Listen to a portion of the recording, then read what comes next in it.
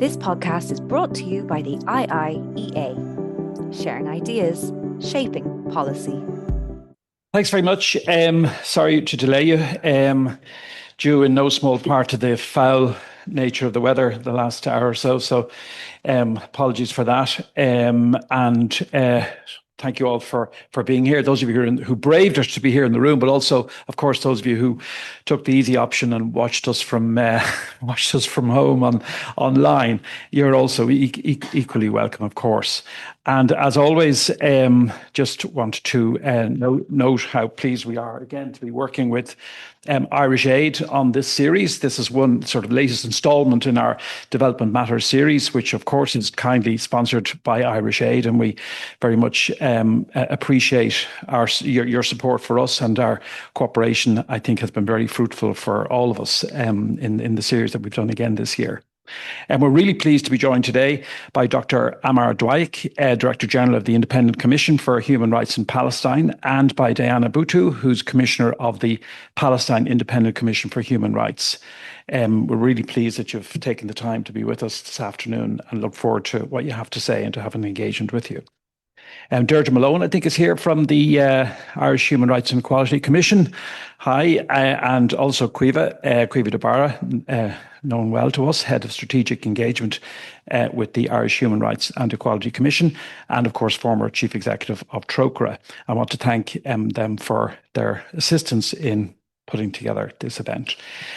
So I'm just going to start by handing over to Niall Tierney, if I may, Director of Global Programmes at Irish Aid, Special Responsibility for Palestine, who might like to make some opening remarks. Thanks very much. Thank you very much, Alex, colleagues and those online. And thanks to the IIEA team today for facilitating today's discussion, the opportunity to hear from Dr. Dwaik and Ms. Diana Buttu of the Palestinian Independent Commission for Human Rights. Now, clearly the importance of defence of human rights and human rights organisations and their ability to operate in Palestine, throughout Gaza and the West Bank is vital, and achieving a just resolution to the Israeli-Palestinian conflict continues to be a central priority for Ireland, and human rights are at the centre of that. The government welcomed the comprehensive plan to end the Gaza conflict, affirmed in Sharm el-Sheikh on the 13th of October, but the rate of progress in reversing the dire humanitarian conditions in Gaza is not close to being enough. Now, since that ceasefire came into effect more than 7 weeks ago, the people of Gaza continue to endure the most appalling conditions. Improvements in humanitarian access have not materialised to the extent set out in the comprehensive plan. And at this moment, the people of Gaza do not have enough to eat. They do not have adequate shelter for winter weather. They do not have sufficient access to medicines, and they do not have access to sanitation. The volume of aid entering Gaza is nowhere near sufficient, and Israel's highly restrictive controls continue to obstruct.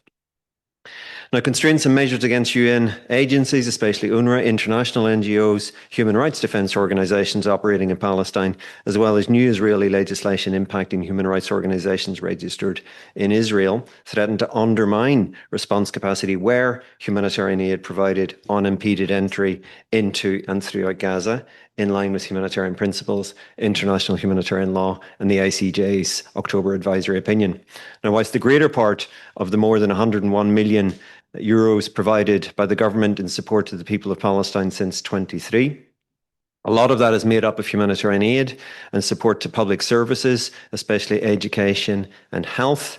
Human rights, though, is a vital pillar. We continue to support human rights partners' ongoing work in defence of human rights. And we continue to press at the EU and the UN and through other multilateral mechanisms that leverage must be applied to Israel to urgently address the humanitarian catastrophe in Gaza. But the scale and suffering and abuses in Gaza cannot, though, remove our attention from the West Bank. Conditions have worsened significantly, with more than 40,000 people forcibly displaced from their homes earlier this year by Israel's longest running military operation in the West Bank in decades. Extreme levels of settler violence, accelerated illegal settlement, and Israel's withholding of revenue from the Palestinian Authority. Much remains to be clarified in terms of the structures which are being constituted under the comprehensive plan, and human rights actors are vital to these processes to ensure that there is accountability and the ongoing defence of human rights. And we're fortunate to have the Director General, Dr. Ammar Dwaik, and the Commissioner Ms. Diana Buttu of the Palestinian Independent Commission of Human Rights with us today to confront us with the realities and the challenges of their work on the ground and the importance of their efforts. So thank you very much.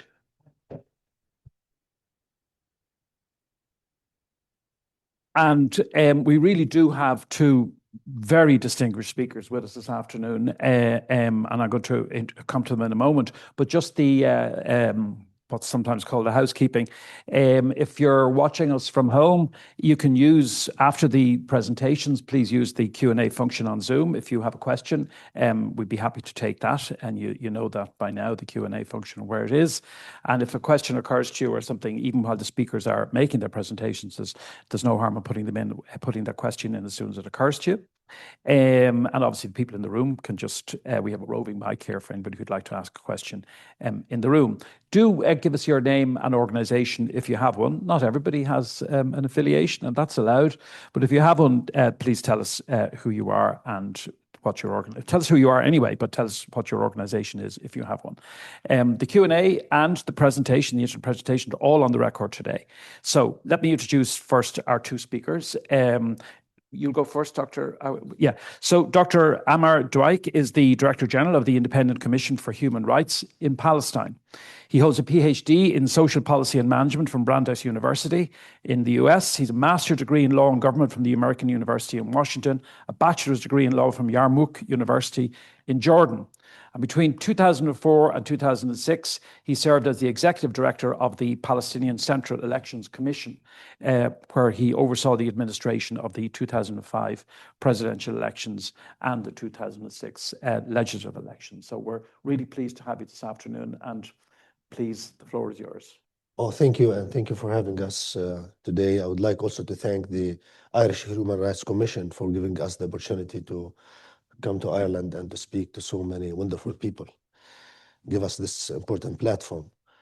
The situation in Palestine now can be characterized as the worst since 1948 in terms of the existing conditions now, both in the West Bank and in Gaza, and also in terms of the outlook for the future.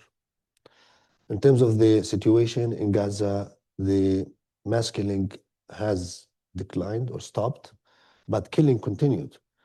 Until today, since October 10th, at least 360 Palestinians being killed, 140 children out of them. The Israeli authorities are trying to perpetuate the results of the genocide, to keep the reality as it is and to prevent Palestinians from going back to the abnormal situation that was before October 7th. So even going to the situation that was already bad. I just remind you that before October 7th, Gaza was characterized as being unlivable and also was characterized as the highest density of population in the world. Now, after the genocide, the Gaza has shrinked. The Israelis now control fully 52% of Gaza, completely leveled, completely depopulated. And all Palestinians live in only 48%, which means that the density of population raised or doubled from 6,000 per square kilometer to 13,000, which is unprecedented in human history. Sorry. Now with the UN resolution, the situation are completely uncertain. There's lots of ambiguities in this resolution, and we are concerned that these ambiguities will be interpreted by the power on the ground, which is Israel, and will direct the implementation of this resolution into their own agenda, which is depopulating Gaza. And we have started to see some indicators for that. For example, a couple of days ago, Israel announced that they will open the only crossing for Gazans to the outside world, which is Rafah, only for those who want to leave Gaza, without allowing anybody to come back to Gaza. So this is like the scheme that has always been to depopulate Gaza and the Palestinians in general and push them to leave. The situation in the West Bank is not that much better. We are witnessing a scheme of demographic re-engineering. 50,000 Palestinians since October 7th have been displaced in the West Bank. This is the highest number of displacement to take place since 1967 in the West Bank. Two refugee camps have been completely leveled and destroyed and depopulated, Jenin and Tulkarem. All of their residents have been displaced. And also all communities, like particularly Bedouin and agrarian communities living in the Area C in the West Bank, have been driven out of their land, particularly through settlers' violence. If you look at the Palestinian Authority, the future of the Palestinian Authority is at stake. The financial situation of the Palestinian Authority is very dire, and you can say that it is at the brink of possible collapse. And the reason for that is that Israel withholds a substantial amount of the Palestinian taxes that Israel collects on behalf of the Palestinians. According to the Oslo Agreement, they collect all the tariffs because they control the crossings. They collect the tariffs on behalf of the Palestinian Authority, and then they are supposed to transfer these tariffs to the Palestinians, and they can deduct 2% as like fees for managing this process. The Israelis now withhold almost 70% of the Palestinian tariffs, like roughly 500 million shekels every month. And they transfer only 30% of that to the Palestinian Authority. For the fourth year in a row, the Palestinian Authority is unable to pay full salaries to its employees. The last salary that was paid to PA employees was in August, and it was partial salary, 60%. The implication for this is far-reaching and detrimental on human rights. Public schools, which is like 90% of Palestinians, they go to public schools, they are not functioning like properly. Teachers, they show up only for 3 days, and sometimes they don't show up. So there is a process of uneducating Palestinians. And this is very alarming because this will have far-reaching effects for generations.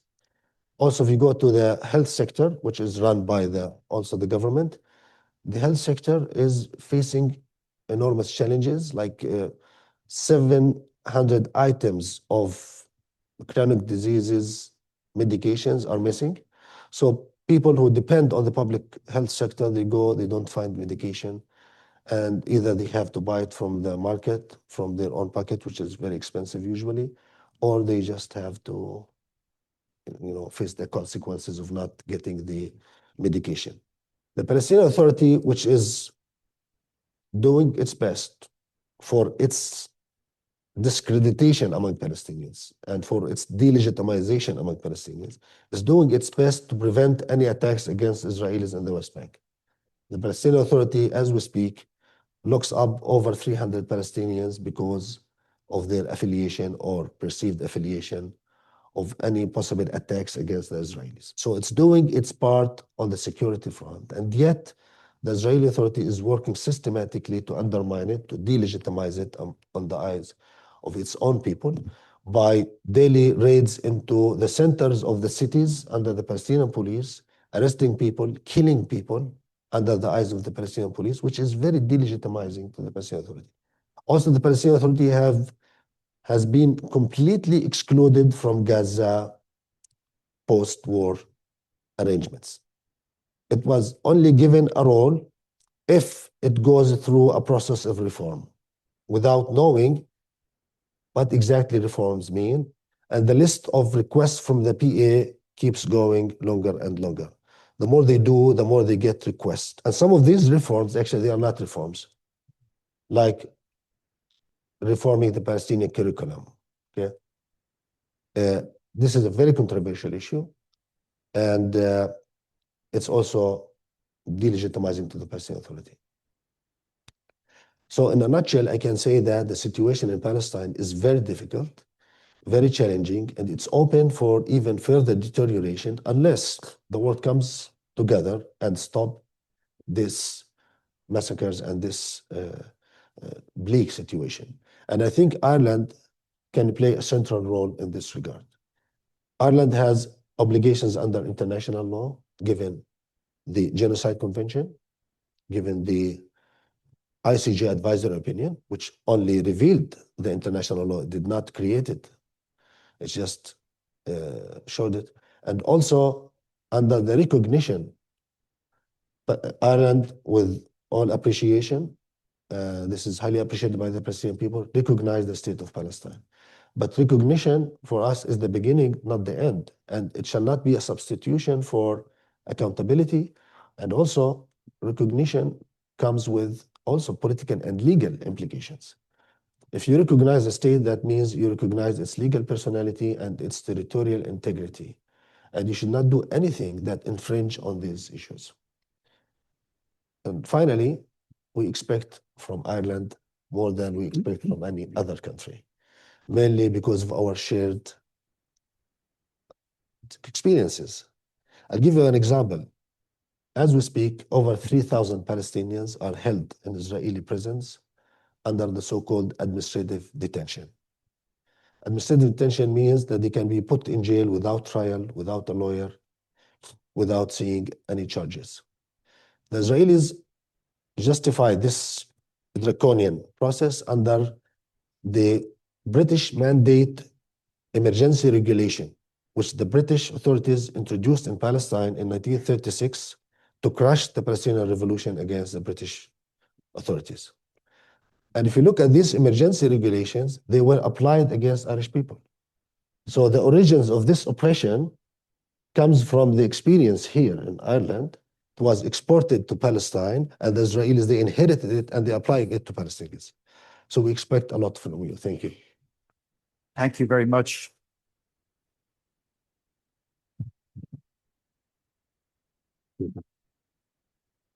And it's a very stark picture that you give us.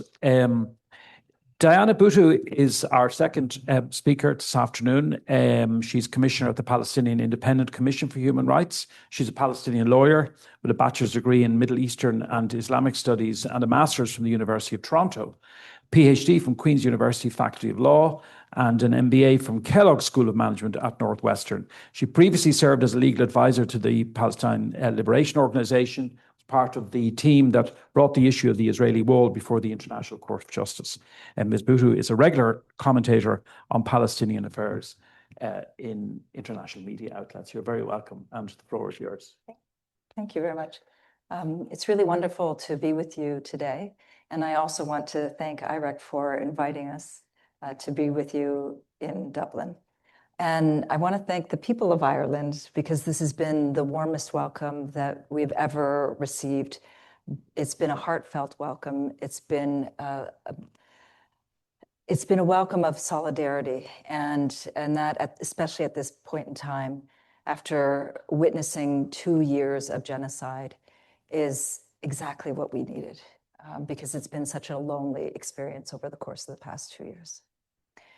I want to pick up from where Dr. Ammar ended and talk a little bit about both my experience, but also international obligations. You know, went back from the period of 2000 to 2005, I was working on what people called the peace process, which was, there was no peace and there was no process at the time. And one of the things that I kept hearing over and over and over again during those years was the idea that, you know, everything could somehow be undone through the two-state solution. So I remember driving and taking diplomats and politicians and you name it throughout the West Bank and showing them the growing number of settlements and the pop-up of settlers. And they would always say to me, oh, but don't worry, you know, that'll be undone with the two-state solution. And when the Israeli wall, this 8-meter high cement wall was erected, it was the same response. You know, don't worry, it'll all be undone with this two-state solution, this magical two-state solution. And their point was that they ignored all of the harm that Israel was doing and had done to Palestinians. And so here we are now, 2 years after the worst of human history, right? The worst of human behavior, which is genocide. And we're seeing the exact same response coming out from the world, which is, on the one hand, we're hearing, oh, we recognize you as a state, and that is replacing the 2 years of harm, very real harm, that has been exacted against Palestinians. So, instead of taking action against Israel, it's like, oh, well, now that 2 years of harm can be replaced because we've now recognized you as a state.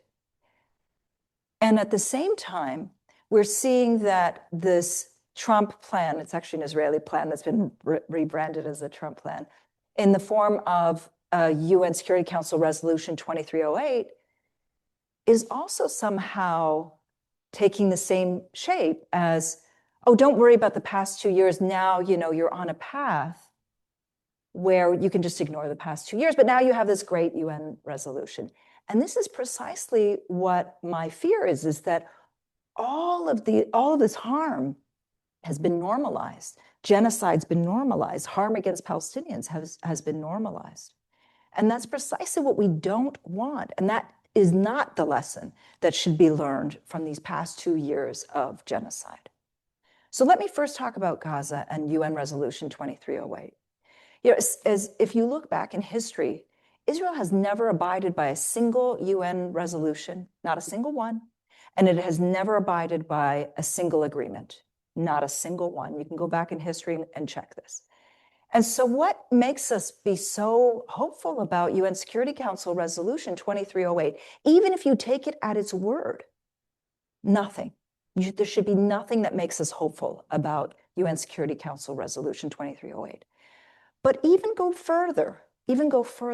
What UN Security Council Resolution 2308 is telling us is that Palestinians are children, and that when children behave, then maybe, just maybe, we can perhaps think about giving them a state. This is the same mentality that was put into place during the era of colonialism. This is exactly where we are today. And when you look at what's actually happening on the ground in Gaza right now, what we're seeing is that this agreement is not being implemented. We're seeing that Israel's controlling every single aspect of Palestinian life, including, and I've been saying this in every single one of my lectures, my discussions, is that Israel is controlling not only the quantity of food that is going into Gaza, but the quality of food that's going into Gaza, because they bombed 98% of Gaza's agricultural land, and the remaining 2% is in the zone that Israel fully controls, right? So that should be, that should cause us some concern, in addition to what Dr. Ammar is saying, which is this is an ethnic cleansing process. So you can see it's the combination of killing that's been normalized, a process of getting people out that's been normalized, and a process of controlling down to the micro level that has been normalized. And this is what people are applauding at this point in time. But then getting back to the issue of recognition. Recognition isn't just a question of recognizing Palestine. It comes with real, serious obligations. And those obligations are to put sanctions on Israel for continuing to build and expand those settlements. And it's made it clear that that's exactly what they're going to continue to do. Immediately after all of this wave of recognitions, the Israeli Minister of Finance said that they're going to annex, they already have annexed it, and the ICJ opinion says this, that they're going to annex the West Bank. And sure enough, what we've seen is that, for those of you who know, the majority of the Palestinian population in the West Bank resides in 18% of the West Bank, which is these little islands. Surprising, or no surprise, what the finance minister has said is that they're going to annex 82% of the West Bank. That's exactly, the places where Palestinians don't live. And that's where we're seeing the settler terrorism take place.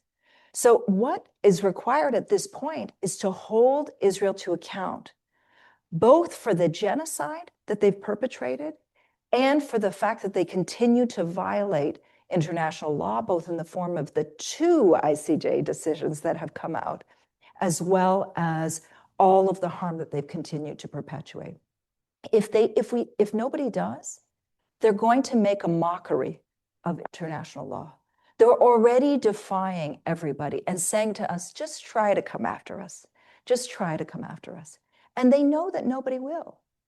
If nobody takes any action against Israel, and that's my fear, then the behavior that we saw over the course of the past 2 years, these soldiers that are wearing women's lingerie, these soldiers that are blowing up houses and dedicating it to their children, these soldiers that are spray painting save the dates in a Palestinian house and then blowing it up, these soldiers that are blowing up Palestinian universities and smoking a cigarette while they're doing it. That is not normal behavior. And unless those soldiers are held to account and the state is held to account, just imagine what they're going to do in the next few years against Palestinians. I'm going to leave it there.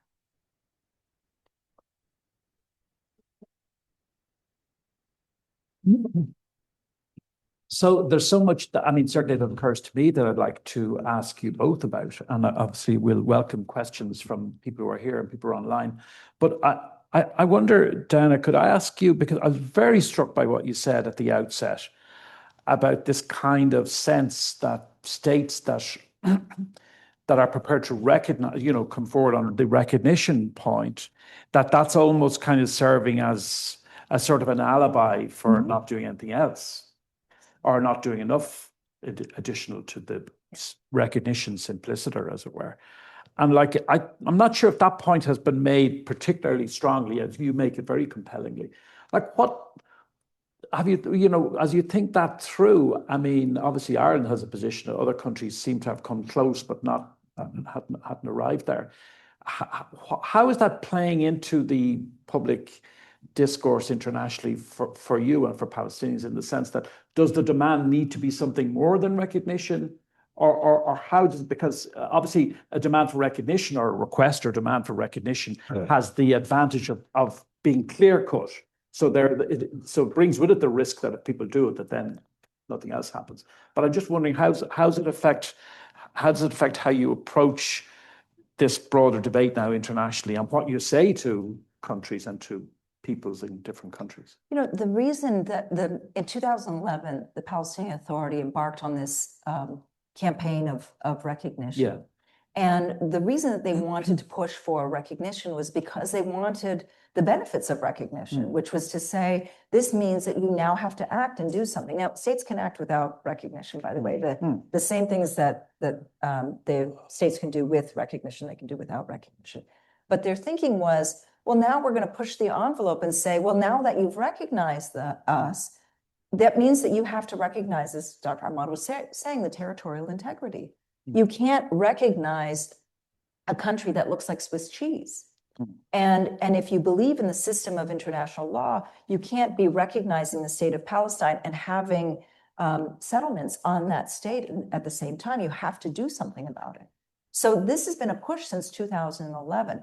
The problem has been that while the Palestinian Authority has welcomed all of these recognitions, there hasn't been a clear, they're pushing, but there's only so far that they can push, because they're afraid, as Dr. Ammar has said, that if they push too much, this means that there are people's lives that are at stake when it comes to everything from being able to collect the tax revenues to being able to make sure that people are able to travel, because the Israelis have been threatening, and they have been doing everything from closing down the sole crossing, international crossing for Palestinians in the West Bank, to holding back the revenues, to doing even much more.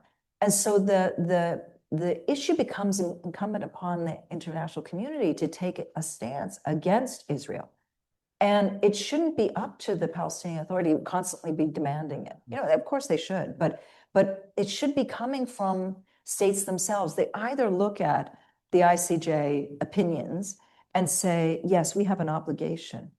And they should be looking at the Genocide Convention, which, I want to step back and say, the Genocide Convention doesn't require a determination of genocide after the fact. You can imagine what world we would be living in if it requires a determination after the fact. It's called the Prevention of Genocide. And we already have we have like a wall of consensus human rights organizations to genocide scholars who've said that this is genocide.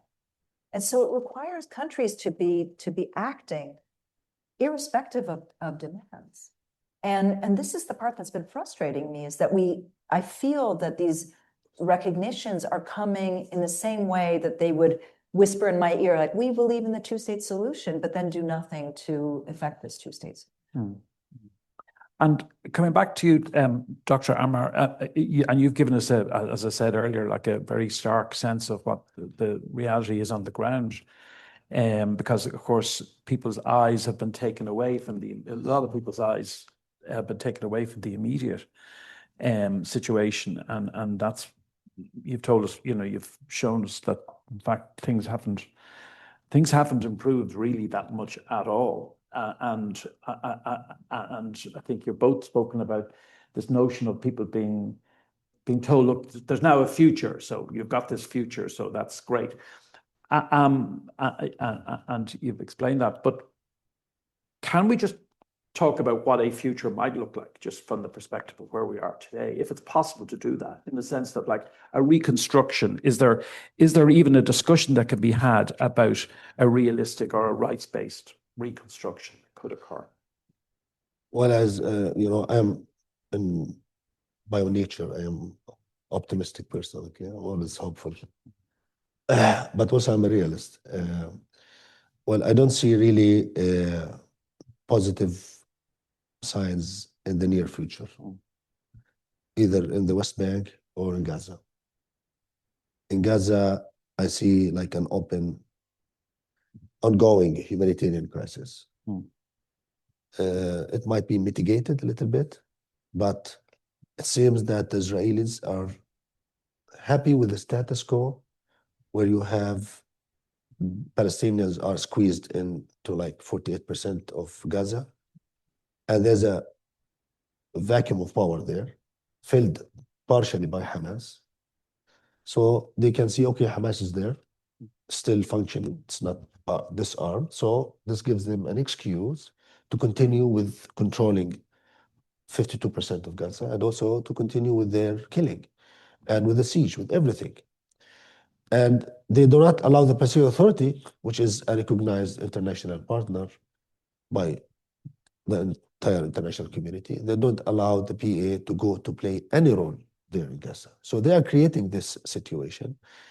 I don't see like any substantial changes to this bleak situation in Gaza coming soon, unless there is like really the world realizes that now we are crossing lines, that the situation in Palestine will become destabilizing to the region. It will also a radicalizing effect to not only Palestinians, but to Arabs and Muslims across the world. And therefore, they need to take serious actions to change the behavior of the Israelis. In the West Bank, I'm very much concerned about the stability of the Palestinian Authority, given its financial situation, and it's also the legitimacy crisis of the Palestinian Authority, given the lack of democratic elections for now 2 decades. And I see the Israelis, they believe that this is a golden like opportunity for them. They have Trump in the White House, so they will try to get the maximum out of President Trump's presidency. So I don't expect from here until the end of the presidency of Trump really something good for the Palestinians. I expect the worst. Now, the priority for Palestinians like living in the West Bank is to stay.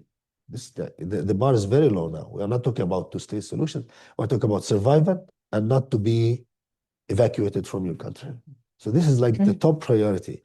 That's why the Palestinian Authority welcomed the resolution, thinking that this resolution would stop the war and stop the possibility of depopulation of Gaza. It has not stopped the killing, and the depopulation process will continue but maybe in a slower pace, but the risk is still there. Unfortunately, there's nothing really very optimistic to share with you, except the fact that Palestinians are still there. There's a reason they can do whatever they want, but at the end of the day, 7 million Palestinians live from the river to the sea, the same number as the Israeli Jews living from the river to the sea. And they can do whatever they want, but they cannot overlook this fact. At the end of the day, they need to find a way for coexistence. And the only way is to respect human rights and dignity for all human beings living in this area. Okay, I have a number of questions in online. Can I just see who'd like to ask a question in the room? So just go to a couple of questions that we've had in. Berta Quinanero just asked an interesting question. In terms of individual action and based on your own experience, what are your thoughts on the international presence in the West Bank? People who go there as witnesses. And I've certainly come across Irish people who've gone there, for periods. International organizations as well, sending, people there, I think going back for 20 years. And you hear reports over the years that their sort of, as it were, protective presence, if we can use that word, has been effective. And I don't know. And Berta is asking that as well, wondering what your perspective is on the value of international observers spending like 3-month periods, for example, in the West Bank. Do you have a view about that? Oh, yeah. Yeah. In the current situation as well. Some of the best activists that we've seen have been from Ireland. And it's both because of this deep solidarity, but also because of a commitment, of understanding, and because they're not willing to back down. Let me explain a little bit better. There are in the West Bank, there are certain places that Palestinians cannot go. Actually, the vast majority of the West Bank is off limits to Palestinians. And this is primarily where Palestinian agricultural lands are. And it's also the places that these communities that are under real threat of extinction are located. In fact, there are 13 communities that have been wiped off the map over the course of the past 2 years. And it's for those communities that haven't been wiped off the map yet, it's the presence of internationals that has saved them. For example, in certain places like Masafri Yatta, there was an entire film that was made on this one community. And it's a large community, but it was one film, it won an Oscar, no other land. And despite winning an Oscar, it hasn't saved the community, but it certainly has brought in some activists. Now, it's the combination of the resilience of the people of those communities, but also the presence of internationals who've come that has it's the dual combination. And the reason that those things combined is because the people who are coming, internationals, the Israelis are used to killing Palestinians, but when they shoot at an international, they think that it comes with a little bit of weight. And so this has been very, very, a very positive thing. Yeah. There are loads of questions coming in online, but I'll go to Nolene Blackwell, who's here in the room. And if anybody else would like to ask a question here, please indicate. But we as I said, we've plenty coming in online as well. Yeah. Thank you very much indeed. And thank you for those very powerful interventions. I know you've been here. I am a member of the Irish Human Rights and Equality Commission. I'm not speaking for the Commission. There's loads of people who will. But my question, you've been meeting legislators in Ireland while you're here. Do you, you will have discussed the Occupied Territories Bill that we have on our agenda, on the legislators' agenda. Do you feel hopeful that we will pass that? And do you think it would make a difference to the people of Palestine if we did actually enact that legislation to ban goods and hopefully services as well that come from the West Bank? Thanks, Nolene. And I should say Tom Healy, who's a member of the Institute, also asked that same question online. Okay, so either or both of you. Well, I can say maybe also Diana can also continue that when this bill was proposed in 2018, it was a revolutionary idea. Now I think it's the minimum. It's not, this is like the minimum that any country could or should do. And I see also other European countries are moving even ahead of Ireland on this, like Spain, Belgium, Slovenia, among others. So we hope that this bill will move on soon and also include both services and goods.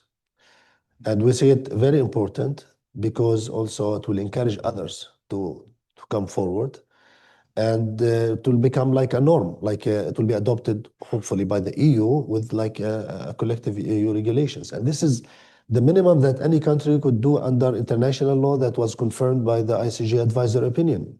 If you under the advisory opinion, states have positive and negative or passive obligation. The passive obligation, you do not recognize the occupation, but the positive obligation on all states, even if they don't recognize Palestine, is to take steps, concrete steps, to make sure that you are not supporting the occupation. And this is the minimum that any country could do. I don't know about the Irish politics, about the likelihood of this bill to be passed, but I think we expect all to keep pushing for it. There are two questions here that are similar, and I might go to, I'll take the two of them together. I might go to you, Dan, if that's okay.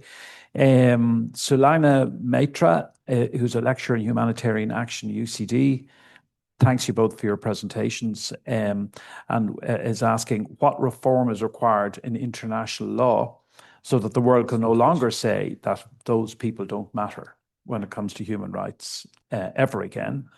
And Anna McEvely, who's a young professionals network here in the IIEA, asks, given Israel's persistent disregard for international law, do you think the existing international legal framework possesses the capacity to genuinely hold Israel accountable, or are we witnessing the exposure of a fundamental limitation within the system itself? So those kind of two really go together. Okay. Both really excellent questions. And okay, on the first question, in terms of international humanitarian law, I think the main problem has been that the international humanitarian actors have been pitted against one another. And there hasn't been enough international state support for these humanitarian actors. And I'll give you some examples. So as it stands right now in Gaza, trying to get, for example, food in, because Israel has because Israel has passed legislation against UNRWA, it has made it virtually impossible for UNRWA to work. And yet UNRWA has been one of the main lifelines to get food into Gaza and to distribute that food. So instead, you have these organizations that are working, they're trying to work with one another, but there is no country that is pushing to make sure that these agencies are able to get food in. And so instead, you have different competing agencies and nobody who's stepping back and saying, let's make sure that that these aid agencies are able to work. And this has been, it's been such a disaster looking at it from bird's eye view. For example, right now, the Israelis have not allowed in tents. And, it's raining here, it's raining in Palestine as well. They haven't allowed in clothing. They haven't allowed in blankets. They're allowing in junk food. They're allowing in cell phones. And so they're allowing in commercial goods, but they're not allowing in the humanitarian stuff. So the question becomes among which aid stuff goes in and to which agency. And that's effectively pitting them against one another. And no country is coming forward and saying, stop. We have to demand from Israel that trucks be allowed in. And then the real question is, why is Israel the one that gets to decide what goes in and out in the first place? I mean, this is the fundamental question to begin with. So that's one main issue. The second issue is on the issue of prisoners.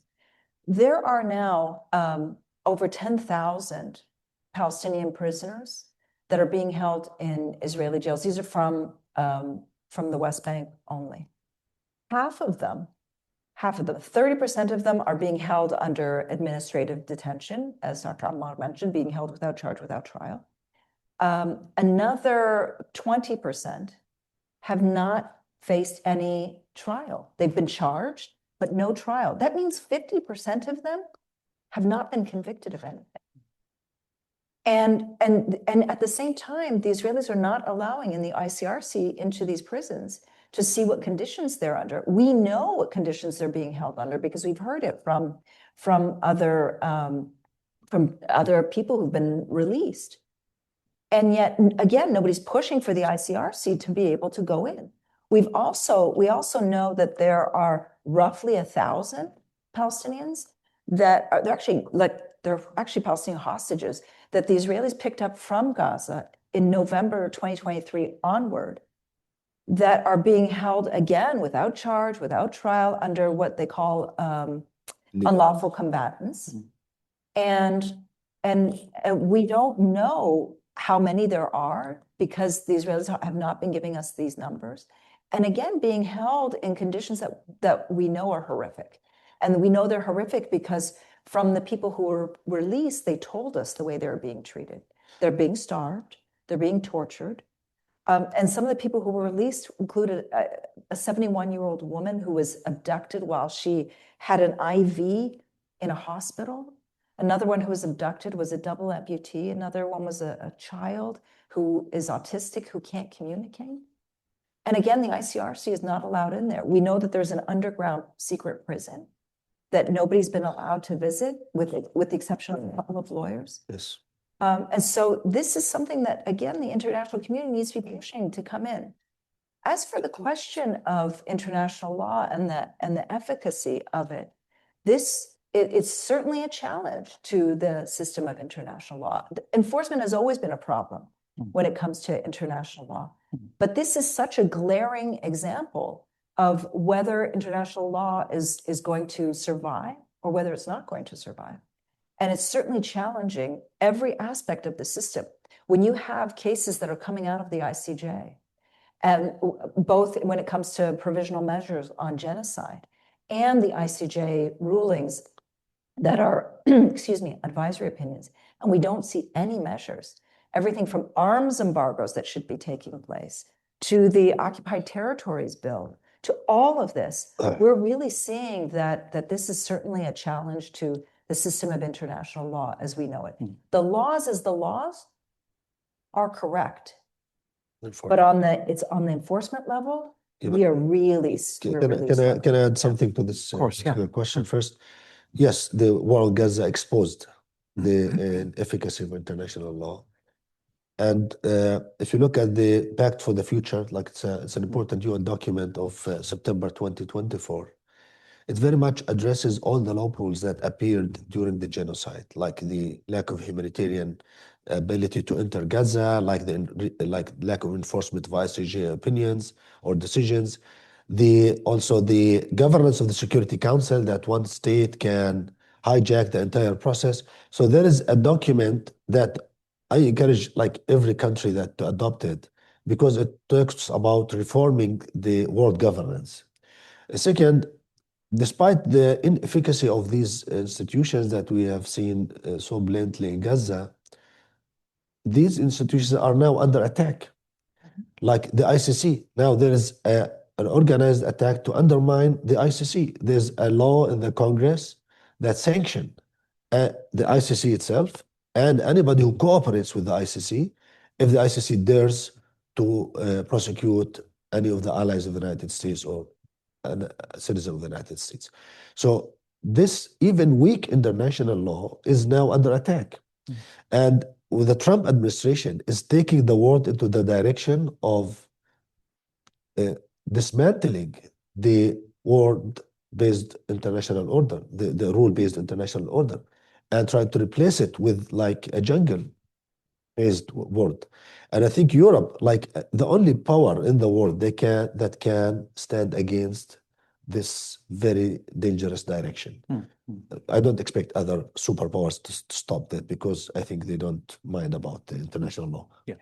There's a couple of questions just touching on US sanctions. Eamon Conlon, US sanctions are massively hindering Palestinian civil society human rights organizations like Al-Haq. How can Ireland and Irish citizens help in that regard? And then Sean Farrell of Trocra, any thoughts from the excellent panelists, he says, on how we can continue to support Palestinian human rights organizations in the aftermath of Israeli restrictions and US sanctions? So two similar questions on the sanctions. Well, I think with the sanctions on Al-Haq and others, and this is really detrimental, and it has very negative effects, not only on Al-Haq, but on everyone who thinks of using international mechanisms like the ICC. And I believe this is the point, is just to deter others from seeking accountability through international law. I believe there is like some mechanism within the EU system. I'm not an expert on that. It's called like the blocking mechanism that prevent some US laws or US decisions that against European laws from being implemented in Europe. So there are some legal mechanisms that can be used in order to shield those who have been sanctioned just because of their activism or because of they are doing their mandate. Like, for example, Francesca Albanese, she has been sanctioned simply because she is carrying out her mandate properly. So I think Europe can help with that, and also continue to support the ICC as an institution. It's not only for Palestine, it's for everybody, for the victims of victims of wars, victims of crimes against the humanity. If this important pillar of international law being undermined, this will have detrimental effects all over the world. Like, dictators, war criminals will be emboldened just to go on more with their crimes. So I think Europe and Ireland, with its upcoming presidency to the EU, can play an important role in defending the ICC and also supporting human rights defenders in Palestine and elsewhere. Okay, there are a couple of questions. I suppose to some extent they're the same things. Naturally, I don't know if that's me, Larkin, or scraping at the microphone. But anyway, Olive Towie saying global politics has failed the people of Palestine over the 2 years of genocide and over decades prior to that. And just asking, I think as a lot of people are in a really frustrated way, can you share examples of concrete actions which Ireland could take in the short term that would make a meaningful difference? And you've touched on a couple there, of course, at EU or UN level. And then Solania Matra, who asked a question earlier, has come back and said, do you think Ireland and Irish diplomats can exert any influence formally or informally on Tony Blair and his organization in what he is up to? And then I suppose, because I suppose it's more in the cultural and musical side and so on, but everybody today is talking about the Eurovision Song Contest and the fact that Ireland is neither going to participate nor to transmit it when it happens, and a number of other countries have made the same decision, and some have made the opposite decision. And even it's just a story that's happening just as we speak here. I think people might be curious to know how critical or important or helpful or useful that particular thing is.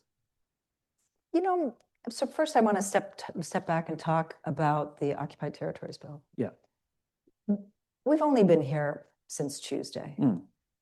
And so maybe that's not the right amount of time to be able to draw conclusions, but just people since Tuesday, this has been the number one question that everybody's asked me is about the Occupied Territories Bill. And I'm not talking about from people who are human rights activists. It's from just ordinary people on the street. They're outraged that this hasn't passed.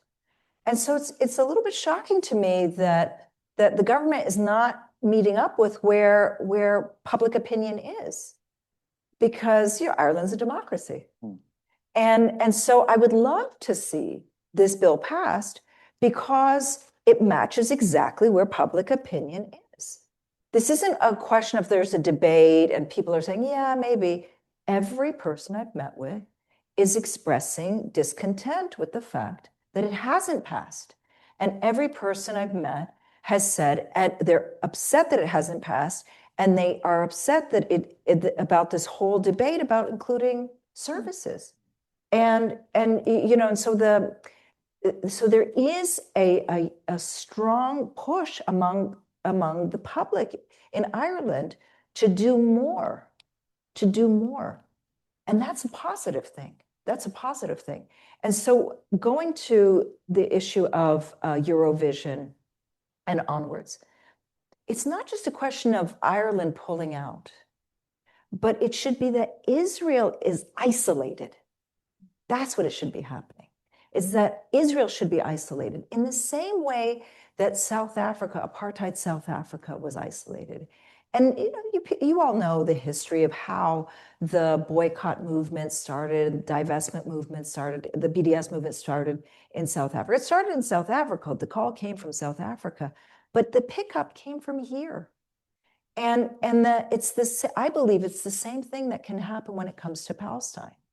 And yes, there has been global failure because of the United States, but the United States doesn't own us.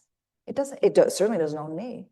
And so I think that they're building on this public opinion and this public desire wherever we've gone over the course of the past few days, where there is a real thirst to be doing more. I think that the push should be to isolate Israel in the same way that South Africa was isolated. It's not just Eurovision. It's within the realm of football, UEFA, FIFA, on and on and on.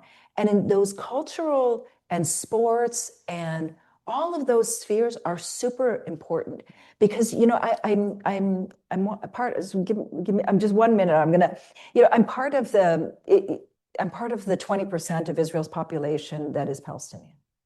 And being a Palestinian living inside Israel, you live in this world where it's sort of weird. And you see that Israelis, they don't care about Palestinians. They don't look at Palestinians. They don't even care. Life has gone on as normal all throughout the genocide. While I'm inside torn up and dying and wanting to scream, for them, it's normal. Their whole lives were normal. And it's that normalcy that I want to poke a hole in. The fact that they viewed that what they were doing over the course of the past 2 years was normal. That's the part that I think is so important. As I said, all of these videos that we were seeing, they thought that was normal. And I think that we as a global community have to get Israelis to see that this constant dehumanization of Palestinians is not normal. We have to get them to see that carrying out genocide is not normal. And it's been going on since 1948, where they've been allowed to do whatever they want to do to Palestinians. Since 1948, that's not normal.